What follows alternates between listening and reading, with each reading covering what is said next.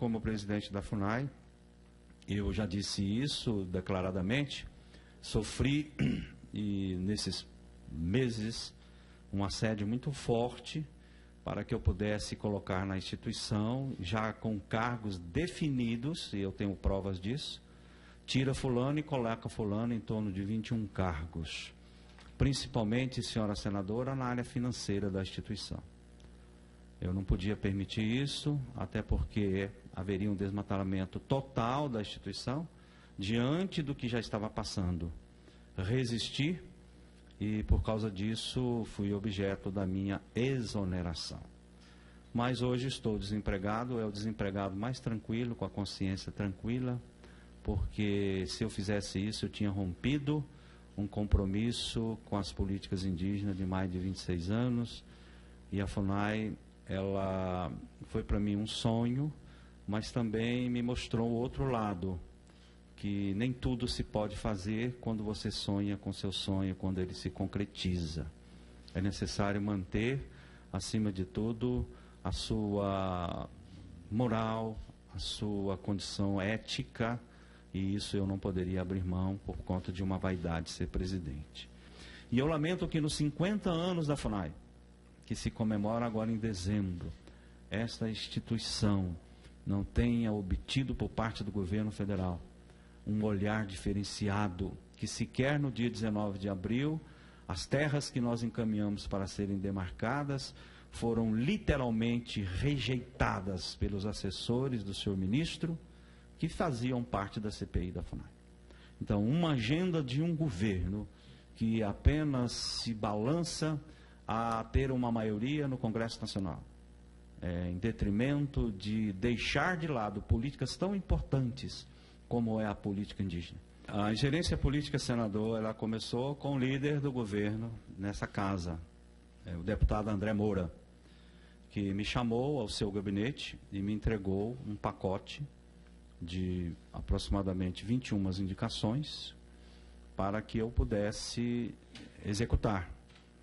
Eu disse a ele que na oportunidade tinha uma portaria 611 que não me permitia fazer aquilo, até porque as nomeações estavam correndo todo pela Casa Civil e também pelo Ministro da Justiça.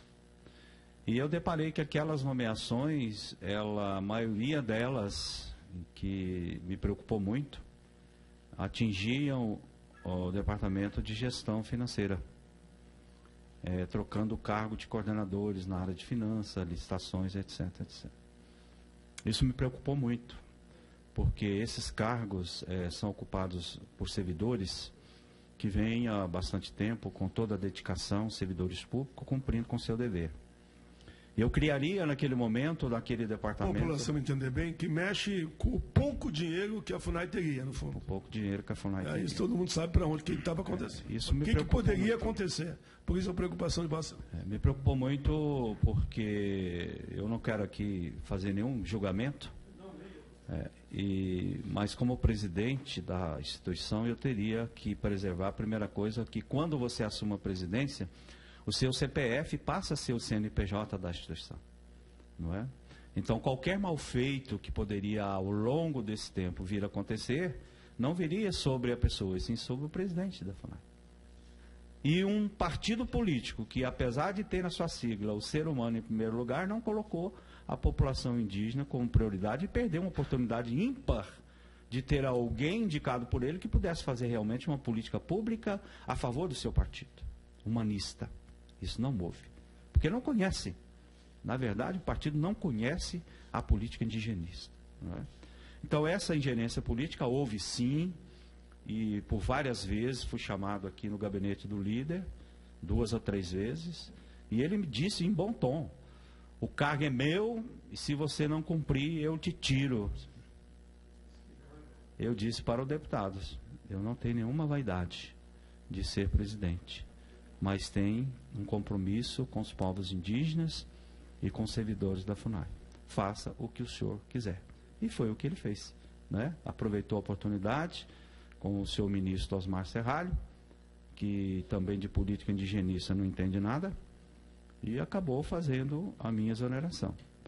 Alegaram incompetência do presidente da FUNAI. Que incompetência? Que fiz de incompetente? Fui incompetente por não aceitar o mal feito?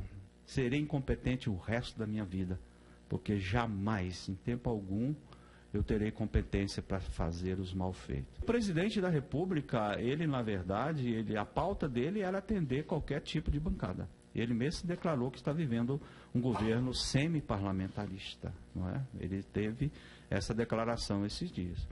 Então, é assim, te dou isso, mas me traga isso. E a política da FUNAI acabou sofrendo isso. É o dano que você recebe, na visão deles, né? E não causas como defende você, né? Agora, eu não creio que o presidente tenha essa visão, apesar de ser um parlamentar antigo, da política indigenista.